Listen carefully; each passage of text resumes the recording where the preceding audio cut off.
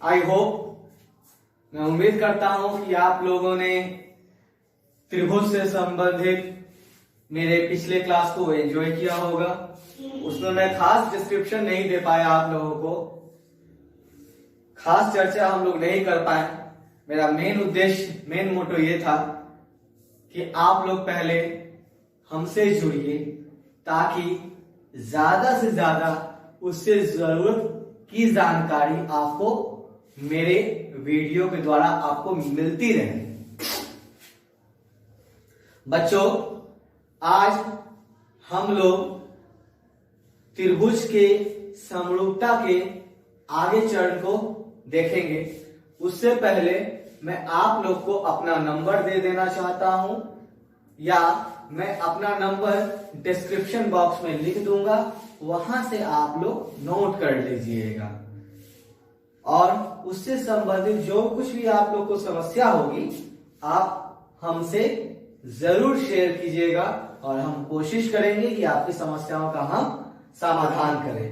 तो बच्चों, हम लोग आज बात करेंगे समरूप त्रिभुजों की।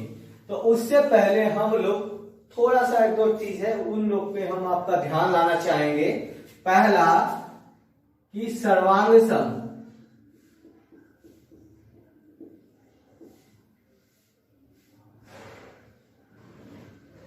दूसरा समरूप,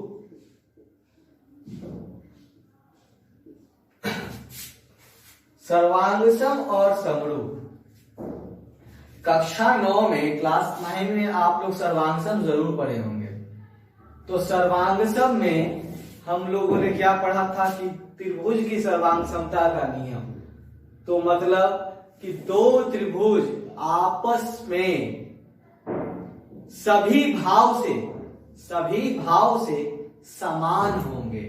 सभी भाव से समान होने का मतलब क्या हुआ कि भुजा के आधार पे भी समान होंगे, कोण के आधार पे भी समान होंगे, तो वो त्रिभुज आपस में सर्वांगसम होते हैं। लेकिन वही अगर हम लोग समरूपता की बात करें, समरूपता की, किसकी? समरूपता की। तो समरूपता में ये सर्वांग समता से ये भिन्न होता है, अलग होता है। हम आपको पहले एक छोटा सा एग्जांपल अपने रियल लाइफ से रिलेटेड देते हैं, आप लोग शायद उससे थोड़ा बहुत परिचित होंगे।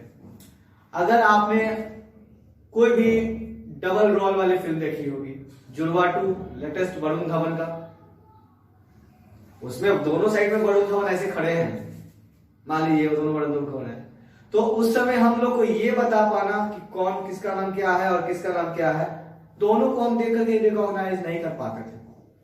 मतलब कहोगे, मतलब संपूर्ण रूप से एक दूसरे के बराबर दोनों में था, एकदम डबल रोल टाइप का, तो वो हो गया सर्वांगसम। वहीं पे अगर आप मान लीजिए कि आप कहीं मार्केट जा रहे हैं, मैंने आपको रोड पे देखा और आपको बुलाया, ए बाबू सुनो इधर बेटा, अच्छा आपका पापा का नाम ये है क्या? आपकी शॉप सर को मेरे पिताजी का नाम कैसे पता चला भाई? तो कैसे चला? तो कहने का मतलब ये हुआ कि कुछ अनुवांशिक गुण, कुछ ऐसी क्वालिटी, कुछ ऐसा एक्सप्रेशन, कुछ ऐसा भाव जो आपके पिता में था, वो मैंने आप में पाया। उससे मुझे यह ज्ञात हो पाया कि आप उनके पुत्र हैं या पुत्री हैं। अर्थात हम कह सकते हैं कि हम लोग अपने माता पिता के समरूप हैं। बात समझ में आई? तो यही अर्थ होता है समरूपता। तो आज से लगभग 590 BC, 590 ईसा पूर्व, थेल्स ने समरूप त्रिभुजों के बारे में चर्चा की थी। और उन्होंने इसकी चर्चा में कुछ सिद्धांत दिए कि समरूप त्रिभुज होने के क्या क्या सिद्धांत हो सकते हैं। क्योंकि हम लोग सर्वांगसम पर चर्चा नहीं करेंगे, क्योंकि हम लोग क्लास 9 में उन सब चीजों को पढ़ चुके हैं, इसलिए हम केवल अब समरूपता के बारे में देखेंगे।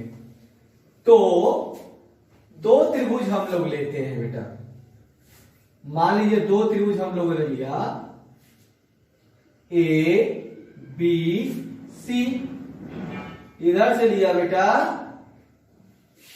D E F.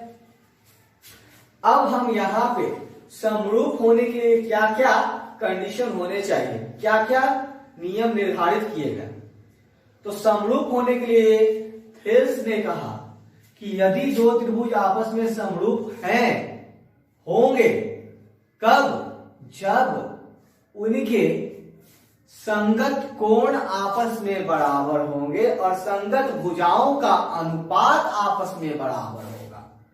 कहोगे सर क्या क्या बोल दिए बेटा? संगत भुजाओं का अनुपात,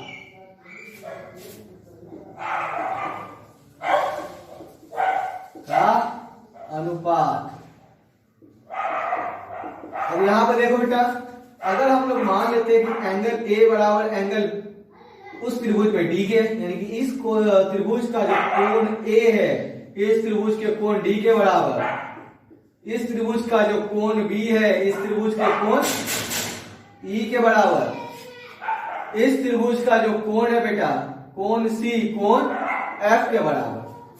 ठीक है, यहां पे हमने कोण को बराबर ले लिया है।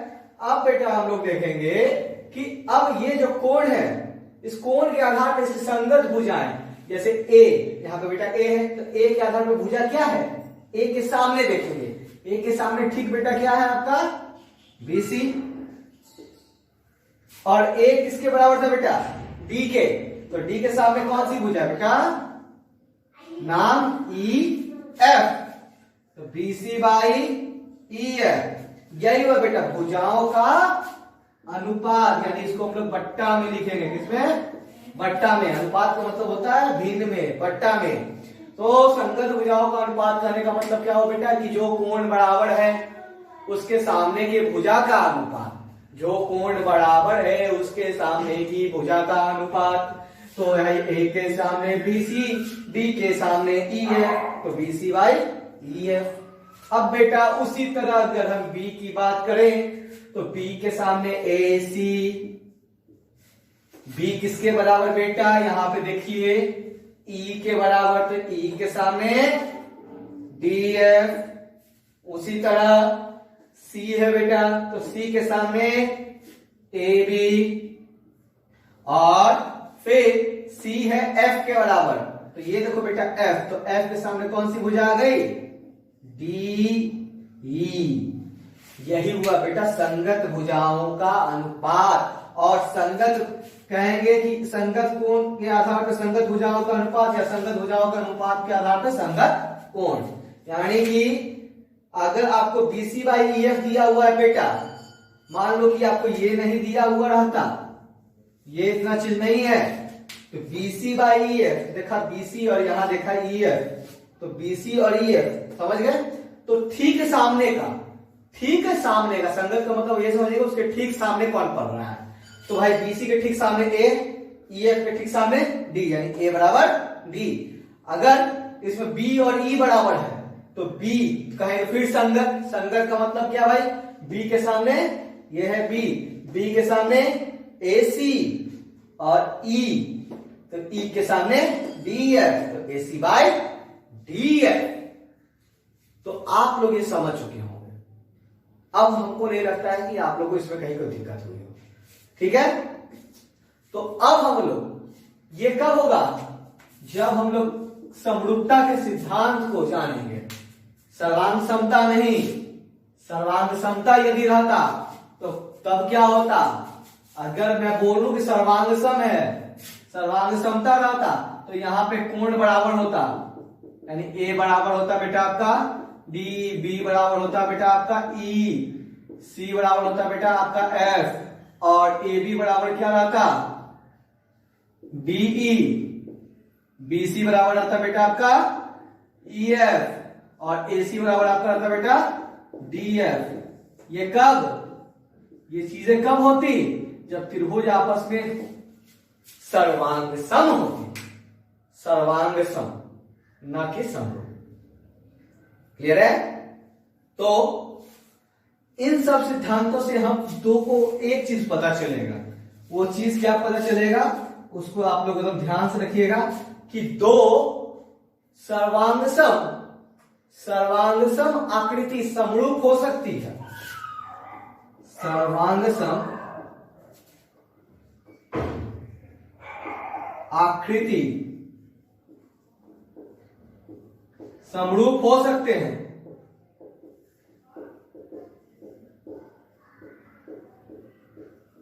ठीक है, और इसका अपोजिट समरूप आकृतियां कर लीजिए बेटे यहां पे। समरूप आकृतियां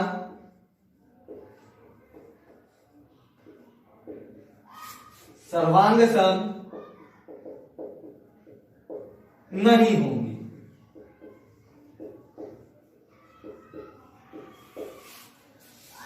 समरूप में हम लोग यानी कह सकते हैं कि जो फिगर सर्वांगसम है वो समरूप हो सकते हैं, क्योंकि जब सर्वांगसम हो जाएगा बेटा तो समरूप हो सकता है, लेकिन जो समरूप सिर्फ रहेगा उसको हम लोग सर्वांगसम नहीं बोल सकते। ये चीज को ध्यान रखिएगा।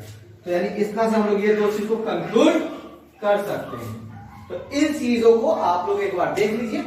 अगर इनको समझने में बेटा आप लोग कहीं दिक्कत हुई हो तो मैं कहूंगा कि इस चीज को आप एक बार नहीं, दो बार नहीं, 3 बार रिपीट करके देखें और इस चीज को अपने मन में बैठाएं, तभी ये कंटेंट बेटा आगे क्लियर होगा। और उसके बाद जो दिक्कत आती है तो आप लोग हमसे संपर्क जरूर करें। आप लोग इसको देखें, फिर हम जस्ट इसके आगे का एक टॉपिक देखेंगे। 15 से 20 सेकंड एक छोटी सी झलक देखिए इसकी आप लोग।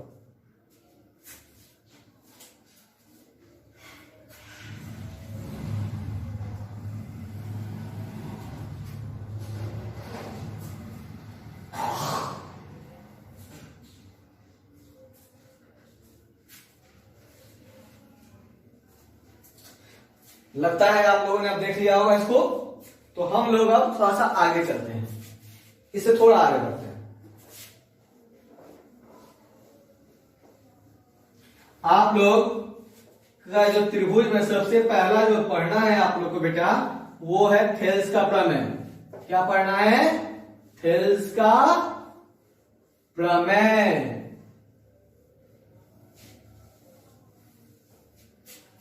चलिए अब हम लोग थेल्स का प्रमेय पढ़ते हैं बेटा। तो पहले हम लोग थेल्स का प्रमेय पढ़ने से पहले उसका एक रफ स्ट्रक्चर देखेंगे, रफ स्ट्रक्चर। उसके बाद हम लोग उसको सिस्टमैटिकली एकदम लिख के करेंगे। ठीक है, तो थेल्स का प्रमेय बेटा क्या कहता है? देखो, थेल्स के प्रमेय में बेटा कहा जाता है, ये थेल्स कौन थे तो पता है आपको, पिछले क्लास में मैंने चर्चा की थी। तो थेल्स ने अपने प्रमेय में कहा कि किसी भी त्रिभुज में यदि किसी भुजा के समांतर कोई रेखा खींची जाती है जो अन्य दो भुजाओं को विभिन्न बिंदुओं पर काटती है, तो वह रेखा तीसरी भुजा को के जो समांतर है। फिर से एक बार देखिए, एक त्रिभुज हम लोग लेते हैं बेटा।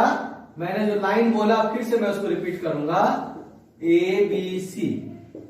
ठीक है, मैंने बोला कि किसी त्रिभुज में किसी भुजा के समांतर, तो यहां पे बेटा 3 भुजा है, BC है, AB है, AC है। तो किसी त्रिभुज में किसी भुजा के समांतर कोई रेखा खींची जाती है, तो मान लीजिए बेटा इसके समांतर हम एक रेखा खींच दिए। ठीक है, तो यह अन्य दो भुजाओं को दो विभिन्न बिंदुओं पर काटती है। तो BC के समांतर खींचा बेटा, तो अन्य दो भुजा हुआ AB और AC, विभिन्न बिंदुओं पर काटती है। एक यहां कटा और एक यहां कटा, तो नाम दे दिए बेटा P और Q।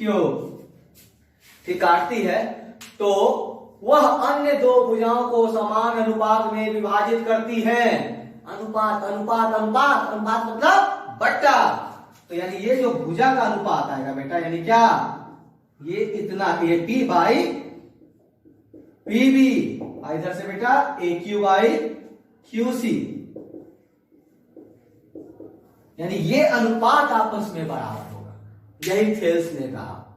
थेल्स ने अपने प्रमेय में कहा कि किसी त्रिभुज में किसी एक भुजा के समांतर कोई रेखा खींची जाती है, तो वह दो भुजाओं को जिन दो बिंदुओं पर काटती हैं वे बिंदु भुजाओं को समान अनुपात में विभाजित करती हैं।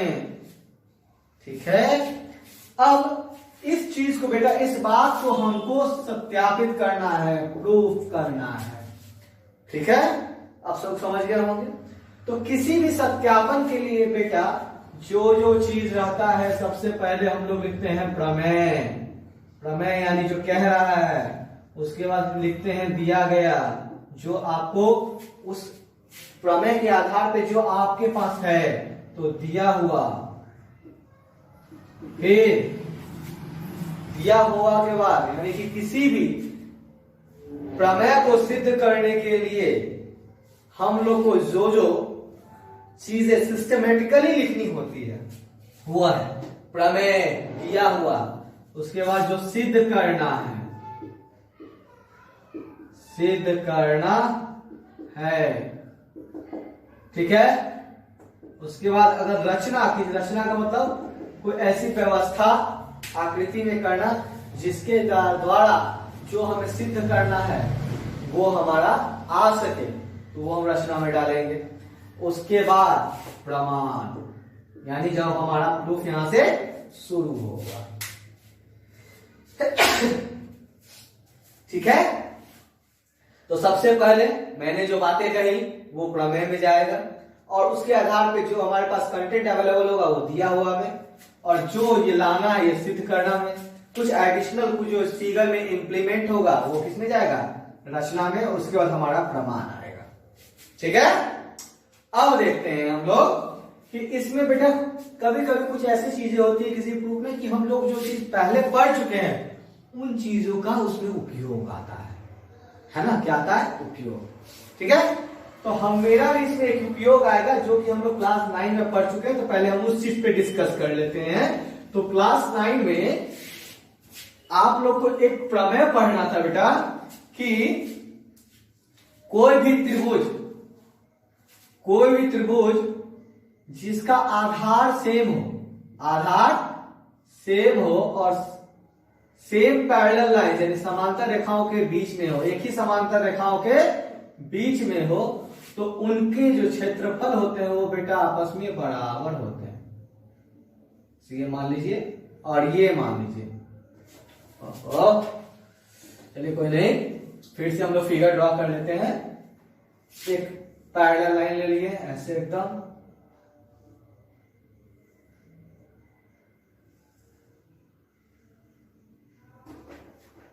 यहां पे हम लोग देखेंगे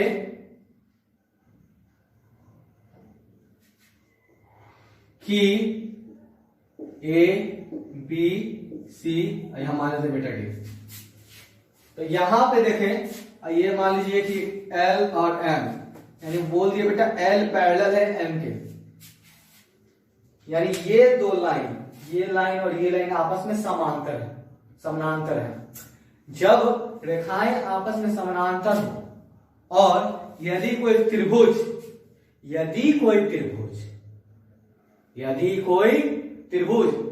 एक ही आधार और एक ही समानांतर रेखाओं के बीच में हो, तो उन त्रिभुजों का क्षेत्रफल बेटा आपस में बराबर होता है।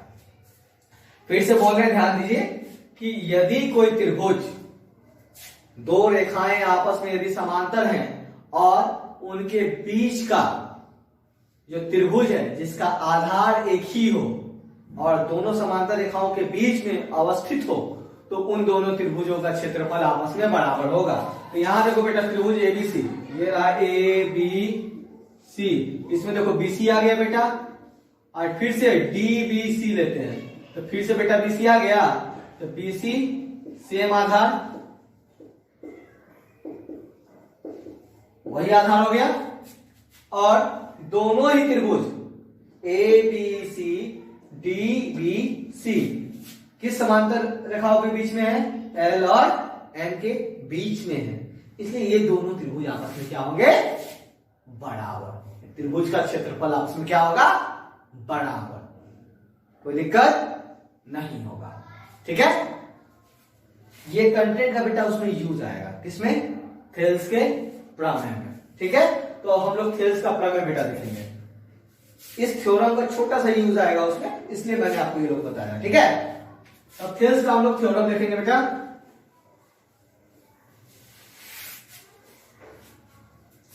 तो थेल्स ने अपने थ्योरम में कहा, क्या कहा बताए होंगे, आप लोग को ध्यान में होगा।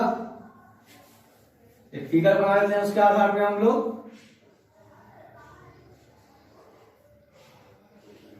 एक कोई त्रिभुज है, कोई त्रिभुज है, त्रिभुज में किसी भुजा के समानांतर एक रेखा खींची जाती है।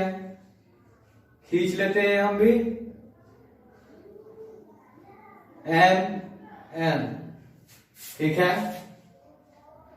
तो यह त्रिभुज में यह रेखा अन्य दो भुजाओं को दो जगह पे काटा, एक एम पे काटा, एक एन पे काटा। इस तरह से काटता है कि तो हमको यह बताना है कि इसका अनुपात कटान बिंदुओं से मिला हुआ भुजाओं का अनुपात आपस में बराबर होगा, यानी A M by M B equal to A N by N C. ठीक है, तो मैं एक बार डिक्टेट करता हूं, प्रमेय आप लोग लिख लेंगे, या आप लोग के पास जो पुस्तकें अवेलेबल होंगी उसमें आप लोग प्रमेय लिख लीजिएगा। ठीक है, तो ऐसे मैं प्रमेय एक बार बोल देता हूं, आप लोग अपना नोट अगर करना चाहेंगे तो कर लेंगे। ठीक है, प्रमेय इस प्रकार है कि किसी त्रिभुज में किसी भुजा के समानांतर यदि कोई रेखा खींची जाती है तो वो अन्य दो भुजाओं को जिन दो बिंदुओं पर काटती हैं वो बिंदुएं अन्य दो भुजाओं को एक ही अनुपात में विभाजित करती हैं, एक ही अनुपात में विभाजित करती हैं। तो इस फिगर में बेटा सबसे पहले गिवन यानी दिया हुआ जो है आपका प्रमेय वो तो हो गया। प्रमेय के बाद बेटा हम लोग लिखते हैं दिया गया, दिया गया है कि, या दिया गया है, दिया गया, क्या दिया हुआ है आपको, त्रिभुज एबीसी में बीसी के समानांतर एमएन खींची गई जो AB को M पर तथा AC को N पर काटती है। यही था, MN एक समानांतर खींचा गया जो AB को M पे काटा और AC को N पर काटा। उसके बाद दिया गया है के बाद क्या लिखते हैं बेटा हम लोग, सिद्ध करना है, सिद्ध करना है। क्या सिद्ध करना है कि जो काटा उसके कटान बिंदुओं से जो अनुपात मिला, यानी यहां के कटान बिंदु से अनुपात हमें क्या मिलेगा, A M by M B equal to A N by N C. ठीक है, अगर इसमें रचना होगा बेटा, रचना हम लोग देखते हैं। रचना क्या होगा कि M से, इस M बिंदु से इस AC पर एक लंब डालना पड़ेगा। लंब का मतलब 90 डिग्री, और N से भी डालना पड़ेगा। यहां मान लीजिए बेटा P पड़ा और ये Q, और इस M को बेटा C से मिला देंगे और N को B से मिला देंगे। ठीक है, तो ये मेरा पूर्ण फिगर हुआ। इसको हम लोग लिखेंगे, अब क्या लिखेंगे बेटा कि रचना M से MQ तथा N से NP, M से MQ, N से NP क्रमशः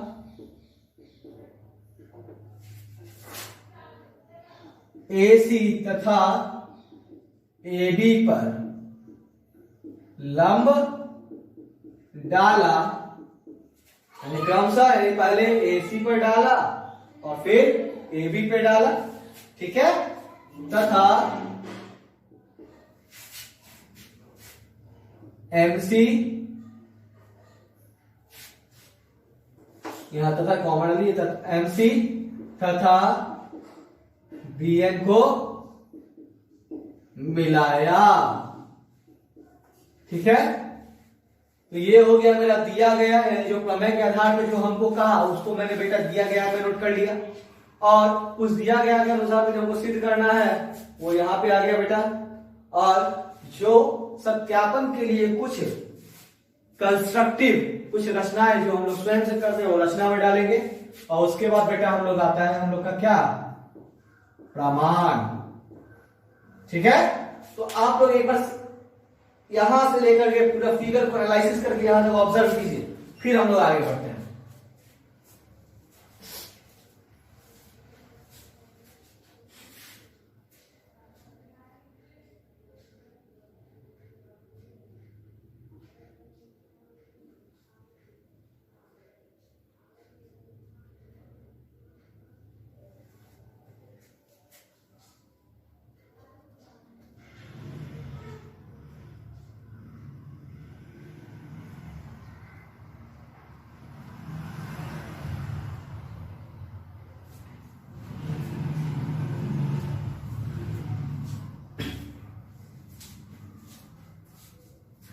हो गया, चलिए अब आगे बढ़ते हैं।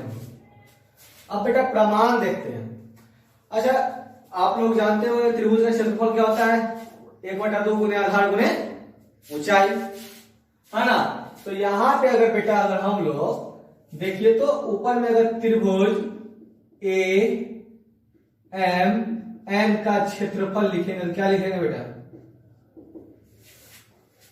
क्या लिखेंगे, 1/2 गुने आधार गुने ऊंचाई, 1/2 आधार हम बेटा ले लेते हैं AM को, AM,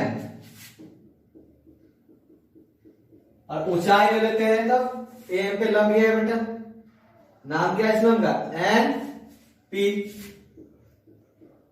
ठीक है।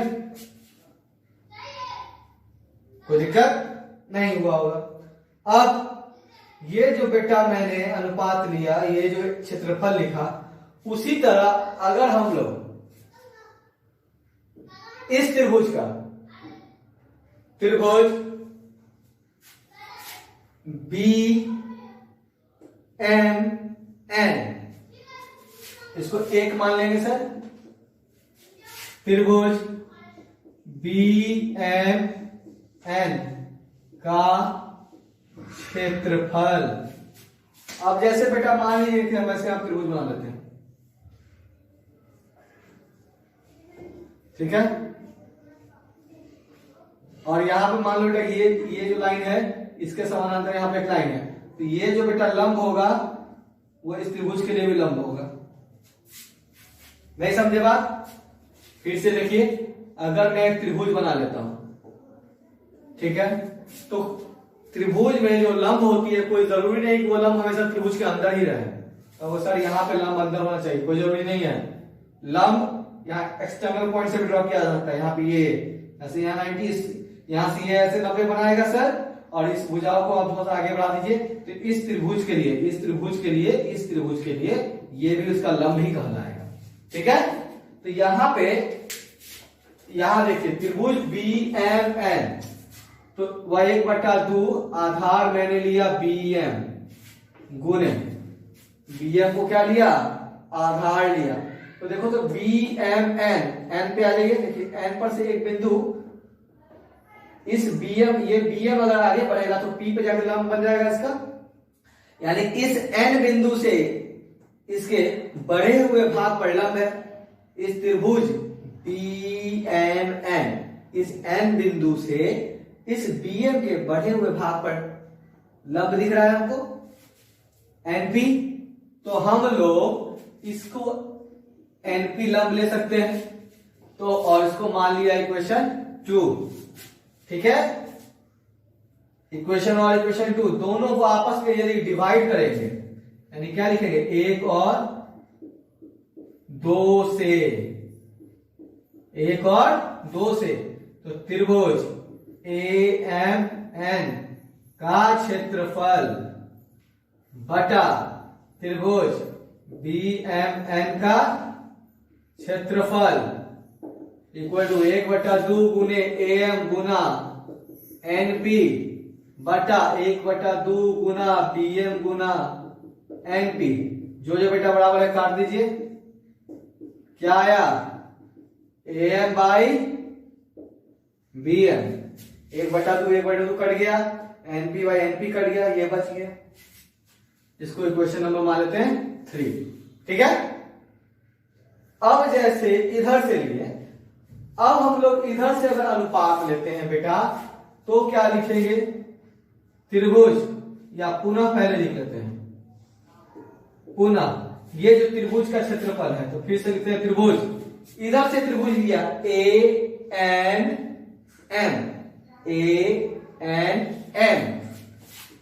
ANM का क्षेत्रफल बटा त्रिभुज CNM का क्षेत्रफल। ये देखो यहाँ पे बेटा मैंने अलग अलग शो किया था, उसके बाद यहाँ अनुपात लिया। यहाँ पे अब मैंने इधर वाले त्रिभुज में ANM और CNM में अलग अलग नहीं शो किया, एक ही बार अनुपात ले लिया।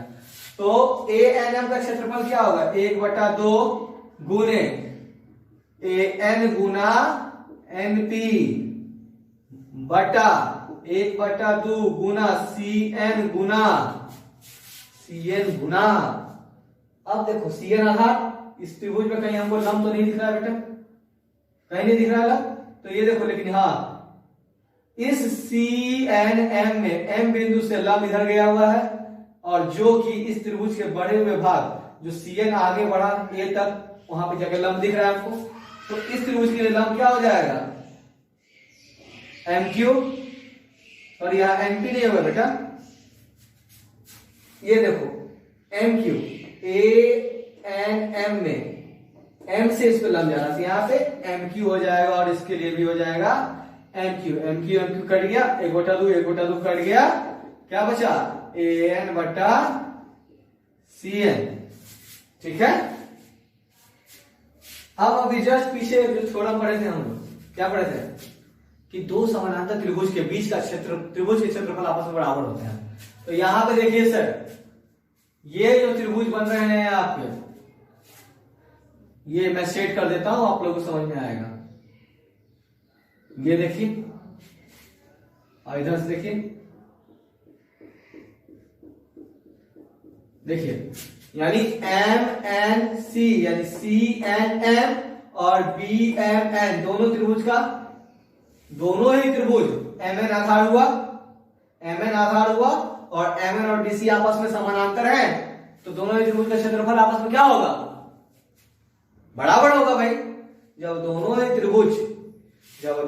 त्रिभुज सेम आधार MN पर है और MN और BC समानांतर रेखाएं हैं, तो उनका क्षेत्रफल क्या होता है? आपस में बराबर होता है। तो यहां पर उसी बात को हम लिख देते हैं कि हम जानते हैं कि त्रिभुज जो एक ही आधार और समांतर रेखाओं के मध्य स्थित होती हैं, उनके क्षेत्रफल आपस में बराबर होते हैं। लिख दिया इतनी बातें। तो देयरफॉर अब CNM, जो बेटा ये CNM है, ये किसके क्षेत्रफल के बराबर हो सकता है? BMN के बराबर हो सकता है। तो लिख देंगे त्रिभुज CNM का क्षेत्रफल बराबर त्रिभुज BMN का क्षेत्रफल। ठीक है, जब क्षेत्रफल आपस में बराबर हो गया तो ये जो CNM है इसके जगह पे BMN को लिख सकते हैं। देखो CNM और ये BMN बदल सकते हैं। ठीक है, तो इस इक्वेशन को 4 मान लीजिए और चौथे में और इसको 5 मान लीजिए। 5 से 4 में सब्स्टिट्यूट कर दीजिए, है ना। यहां पर उस चीज को लिख देते हैं 5 से 4 में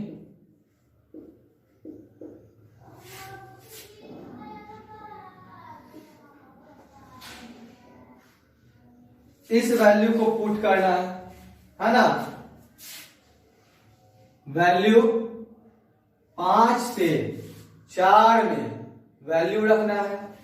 तो BMN के जगह पे हम लोग या तो CNM इसमें भी वैल्यू पुट कर सकते थे। यहां पे अगर BMN नहीं लिखना है, हम चाह रहे थे ये लिखना, तो ये वाला किसमें पुट कर देते, 3 में। इसमें पुट करना है तो हम BMN पुट कर देंगे CMN की जगह, है ना। तो 5 से 4 में मान रखने पर, 5 से 4 में मान रखने पर जब बेटा मान बदलेंगे तो यहां पे देखो ऊपर में त्रिभुज ANM का क्षेत्रफल बटा CNM के जगह पे BMN, त्रिभुज BMN का क्षेत्रफल बराबर क्या है AN/CN। अब देखो ये जो ऊपर में ANM है, ANM या AMN, नाम ऐसे बोलो AMN ANM, एक ही त्रिभुज ना है, कोई दिक्कत, दोनों त्रिभुज तो एक ही है। तो इसको इक्वेशन 6 मान लेते हैं, एक ही त्रिभुज का नाम हुआ ना। जैसे आपको आपके घर जाना है, आपका घर मान लीजिए चौक पर स्थित है, तो कोई आपको तो ये भी बोल सकता है कि आप है चमरोड़िया की तरफ, या आप कहीं पे ऐसे जगह पे, तो अलग अलग दिशाओं से एक जगह पहुंचा जा सकता है। तो कोई दूसरा रास्ता हो सकता है, कोई दूसरा, लेकिन आपका गंतव्य स्थान तो एक ही रहेगा। तो वही त्रिभुज है ना। तो त्रिभुज AMN या त्रिभुज ANM दोनों का एक क्षेत्रफल, नाम अलग है लेकिन क्षेत्रफल क्या होगा, एक होगा, है ना। तो जब यहां पे देखो बेटा 1 नंबर 3 नंबर और 6 नंबर को जब हम तुलना करेंगे, 3 और 6 को, 3 तथा 6 से, 3 नंबर में देखिए क्या है, AMN का क्षेत्रफल ANM है, कोई दिक्कत नहीं। ऊपर में देखो नाम, केवल नाम का पोजीशन चेंज है, लेकिन उस फिगर का क्षेत्रफल तो एक ही होगा। और फिर BMN का क्षेत्रफल, BMN यानी क्या, किसी भी इक्वेशन का अगर एक पक्ष चाहे दायां या बायां बराबर हो तो दूसरा पक्ष बराबर होता है। तो यहां पे हम लोग देखेंगे कि ये बायां पक्ष और ये बायां पक्ष आपस में क्या है, समान है। इसका मतलब जब बायां पक्ष समान तो दायां पक्ष में क्या होगा, समान होगा। ठीक है, तो 3 और 6 से हम क्या लिख सकते हैं, AM/BM इक्वल टू AN/CN। ठीक है, अब इस नाम को जो आपको प्रूफ करना है उसके हिसाब से अरेंज कर लीजिए। Therefore AM/MB equal to AN/NC, सत्यापित। आप लोग एक बार इसको फिर से देख लीजिए, मैं एक बार फिर से इसको समझाऊंगा, है ना। थोड़ा सा आप लोग देखिए,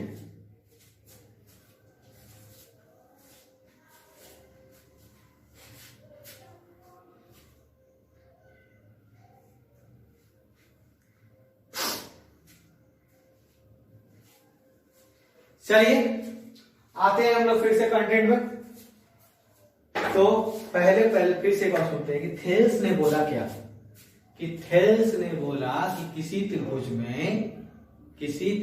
में किसी भुजा के समानांतर यदि कोई रेखा खींची जाती है तो वह जिन दो बिंदुओं पर काटती है उनके कटान बिंदुओं से लिया गया अनुपात आपस में बराबर होता है। तो जो भाई अपना स्टेटमेंट में लिखा उस आधार में क्या लिखा कि त्रिभुज ABC में BC के समानांतर, ये रहा BC के समानांतर MN खींची गई, ठीक है। जो AB को कहां पे काटा, AB को M पे काटा, AC को N पे काटा, है ना। तो क्या आएगा, जो उनके कटान बिंदु से जो अनुपात मिलता है, यानी A से M, AM बाई MB और AN by NC, AM by MB, AN by NC, ठीक है। अब रचना में क्या किए कि M से MQ, N से NP लंब डाल दिया और MC को जोड़ दिया और BN को जोड़ दिया, ठीक है। यहां तक लिख लिया।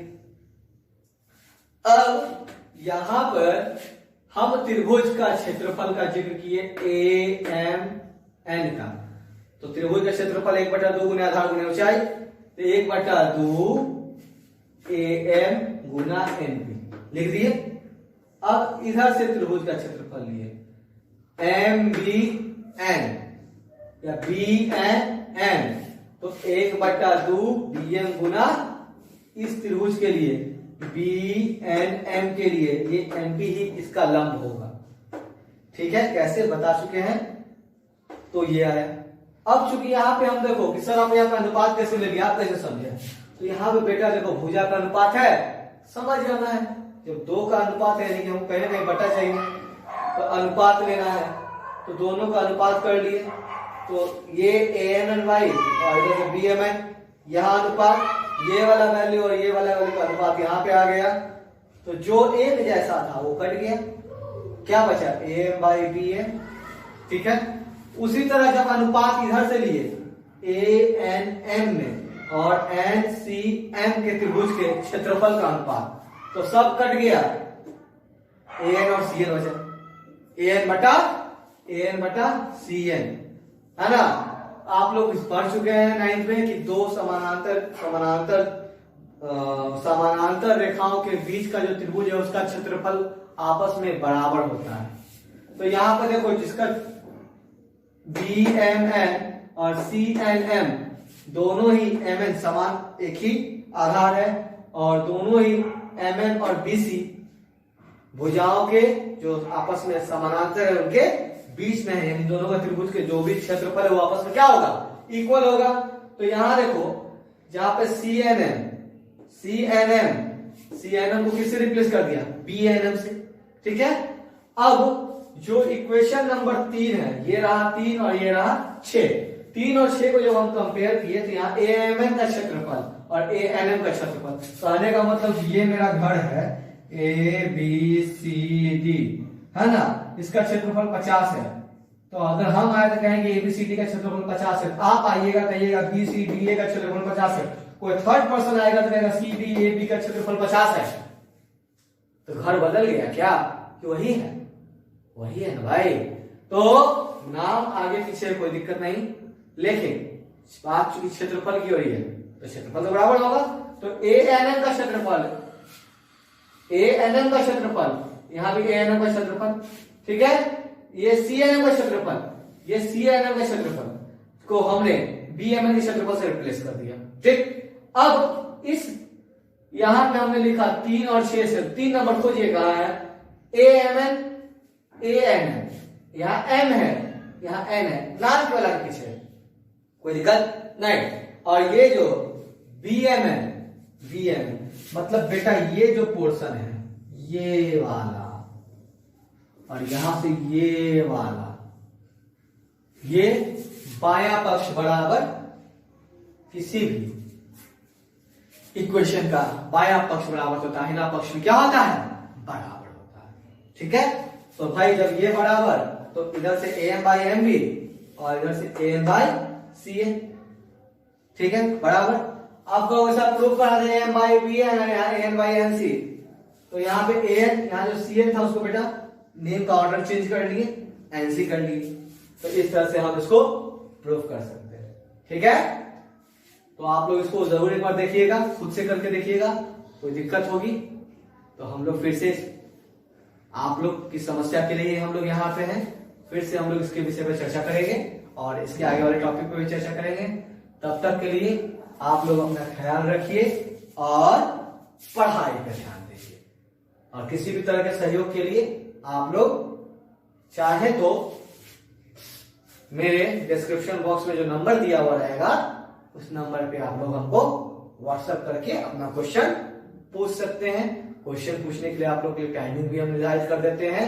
आप 1 बजे से लेकर 3 बजे तक के बीच में कभी भी क्वेश्चन पूछ सकते हैं, उसका सोल्यूशन आपको जरूर मिल जाएगा। तब तक के लिए आप लोग अपना ख्याल रखिए और पढ़ाई पर ध्यान दीजिए। धन्यवाद।